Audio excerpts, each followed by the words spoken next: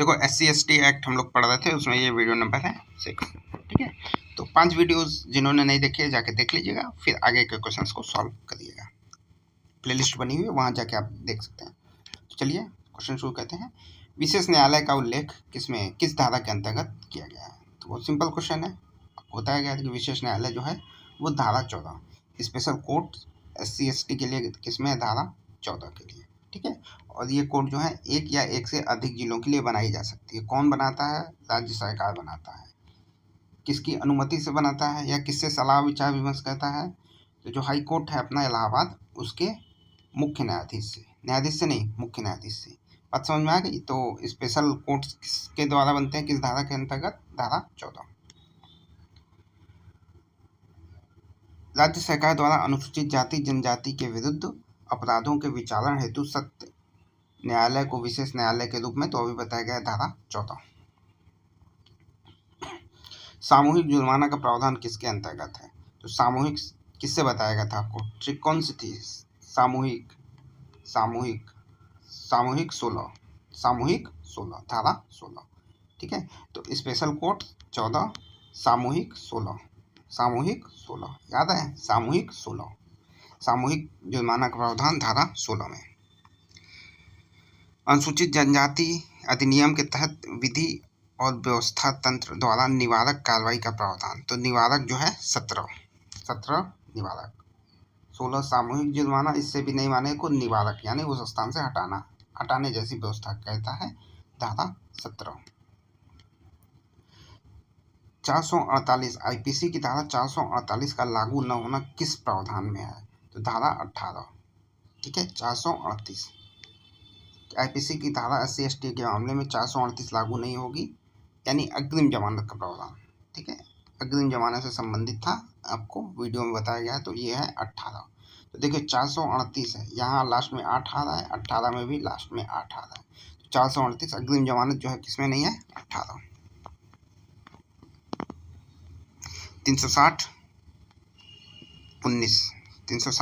19 देखिए 360 360 63 9, ठीक है। 19 याद हो गया। 360 6 3 ऐड करेंगे कितना आएगा? 9, और 19 में भी 9, ठीक है। 360 किस में है? 9 में। 19 में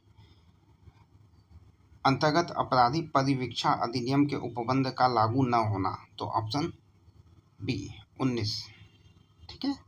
तो 19 परिवीक्षा के अंतर्गत अधिनियम लागू न होना 19। FDST लोगों को वन भूमि का अधिकार दिलाया है। तो वन अधिकारों की मान्यता अधिनियम, ये ऑप्शन हो जाएगा, ठीक है। SC/ST एक्ट के तहत अपराध संभावना वाले क्षेत्र को अत्याचारग्रस्त क्षेत्र घोषित करने का अधिकार किसका है? तो जिला मजिस्ट्रेट यानी डिस्ट्रिक्ट मजिस्ट्रेट DM भी कर सकता है, और SDM भी कर सकता है, और कार्यपालक मजिस्ट्रेट भी कर सकता है। इसके अलावा पुलिस का जो कोई अधिकारी था, कौन? डिप्टी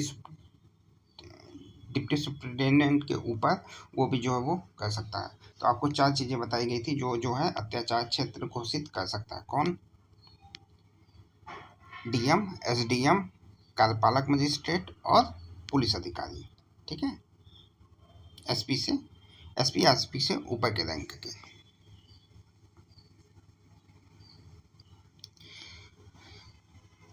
प्रभावी क्रियान्वयन सुनिश्चित करने का दायित्व किसका है? तो भाई क्रियान्वयन कौन सुनिश्चित करेगा? राज्य सरकार। और कानून कौन बनाएगा? सेंट्रल गवर्नमेंट, ठीक है।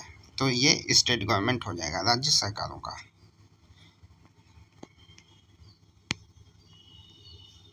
सद्भावपूर्वक की गई कार्रवाई के लिए संरक्षण ST/ST का प्रावधान के अंतर्गत है। तो सद्भावपूर्वक कोई कार्रवाई यदि किसी पे की जाती है तो वो SC/ST एक्ट के दायरे में नहीं आएगा। तो इसकी धारा है धारा 22। तो दो लोग मिलकर आपस में सद्भावपूर्वक कार्य कर लेते हैं। तो क्या ट्रिक यहाँ पे रहेगी? 2 लोग मिलके सद्भावपूर्वक रहते हैं। तो सद्भावपूर्वक 2 लोग, ठीक है। तो 2 22 जो है सद्भावपूर्वक। किसी जाति को अनुसूचित जाति या जनजाति घोषित किया जा सकता है। तो भाई देखिए, ये राष्ट्रपति घोषित करता है। बहुत इंपॉर्टेंट क्वेश्चन है, एकदम दिमाग में आप लोग बैठा लीजिएगा। किसी जाति को SC ST घोषित करना है तो वो कौन कहता है, तो राष्ट्रपति घोषित करता है। और अनुच्छेद भी आपको याद होना चाहिए, अनुच्छेद 341 के अंतर्गत, ठीक है। तो SC ST कौन घोषित करता है, राष्ट्रपति। तो यहाँ पे कौन सा सही है, तो ऑप्शन बी पहला जो है वो गलत हो जाएगा। कौन सा कथन गलत है, तो यहाँ पे गलत है। राज्य विशिष्ट नहीं कहता है, आपको बताया गया केंद्र कहता है।